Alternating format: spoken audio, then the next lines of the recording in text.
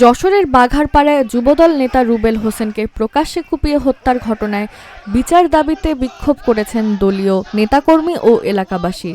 সোমবার সন্ধ্যায় উপজেলার খাজুরা তেল পাম্প এলাকায় যশোর মাগুরা মহাসড়ক অবরোধ করে প্রায় আধা ঘণ্টা বিক্ষোভ করেন তারা।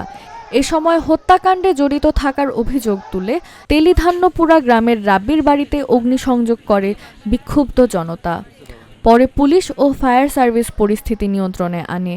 এর আগে সোমবার সকাল 11:30টার দিকে খাজুরা পুলিশ ক্যাম্পের সামনে ধারালো অস্ত্রের আঘাতে নিহত হন বন্দবিলা ইউনিয়ন যুবদলের যুগ্ম সাধারণ সম্পাদক রুবেল হোসেন।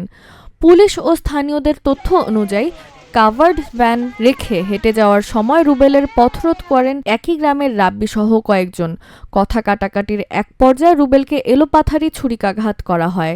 গুরুতর আহত অবস্থায় তাকে উদ্ধার করে যশোর 250 শয্যা বিশিষ্ট জেনারেল হাসপাতালে নেওয়া হলে চিকিৎসক তাকে মৃত ঘোষণা করেন। পরিবারের দাবি, একটি পুরনো বিরোধের জের ধরে পরিকল্পিতভাবে এই হামলা চালানো হয়েছে।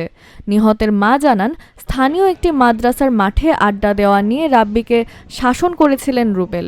সেই ঘটনার পর থেকেই অভিযুক্ত প্রতিশোধ নেওয়ার হুমকি দিয়ে আসছিলেন। এদিকে নিহতের ভাইয়ের অভিযোগ, হামলায় রাব্বির সঙ্গে আরও কয়েকজন সহযোগী ছিলেন, যারা মোটরসাইকেলে ঘটনাস্থলে এসেছিলেন।